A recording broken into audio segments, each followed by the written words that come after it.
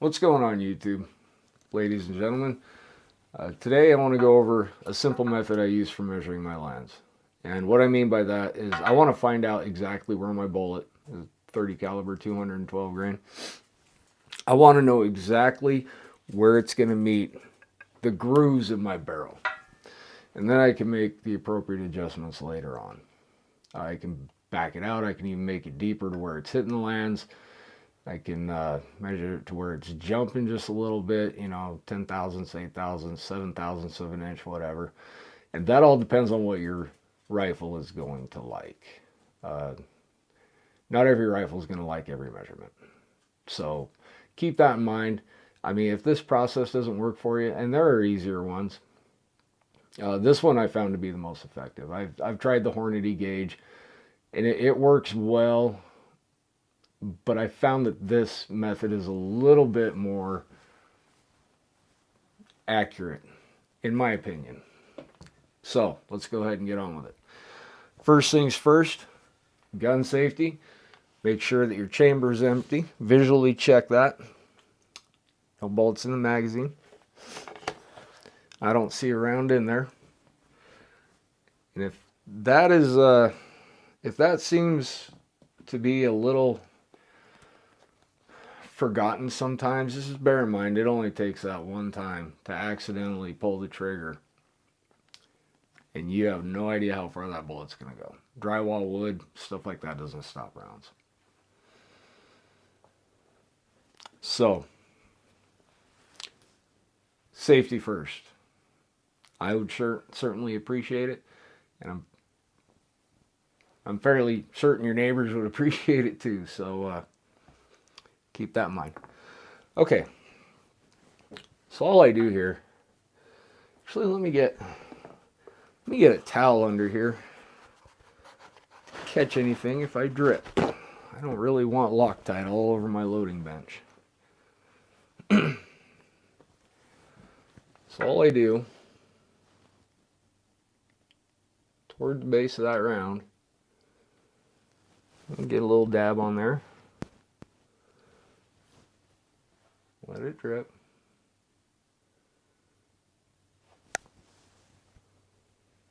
All around the base of that bullet. Now here's the thing. You gotta be careful how much of this you put on there.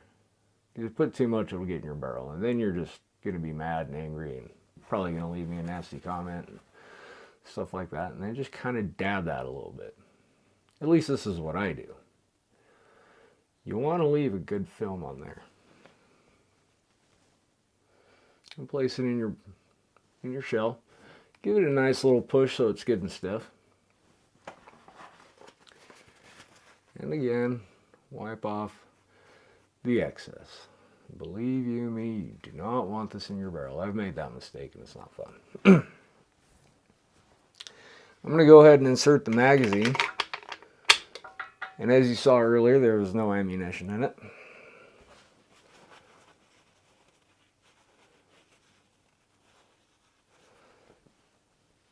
Then I'll place this in, and you just let it sit there for, I give it about 10-15 minutes, long enough for that Loctite to dry. Now once I take this measurement, I'm going to back it off just a little bit. I'll usually start around 10 thousandths of an inch. See how that does. Chamber a few rounds, make sure it's not damaging the bullet or anything. With the lands, my preference is that it does not touch the lands. I want it as close to those lands as possible, but I don't want it to touch the lands. Some people prefer that, and that's totally fine.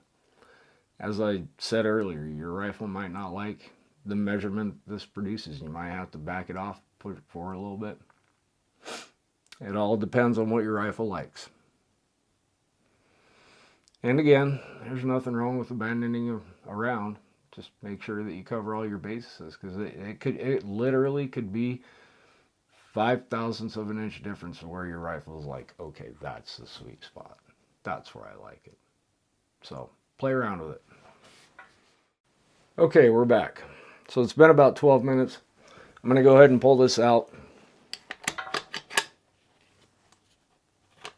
Be careful when you do this. Sometimes that round might like to jump around and do weird things. And I found that the best method to keep from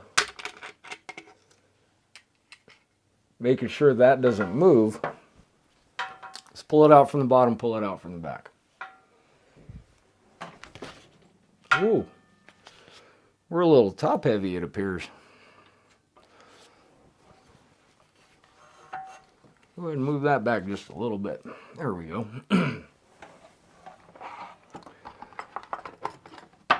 So now this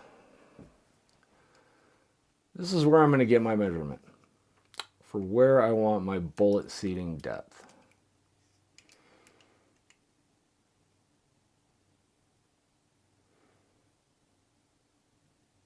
.8065. I'm going to write that down. Now what I'm going to do is I'm going to use that number as a reference for when I do my bullet seating depth.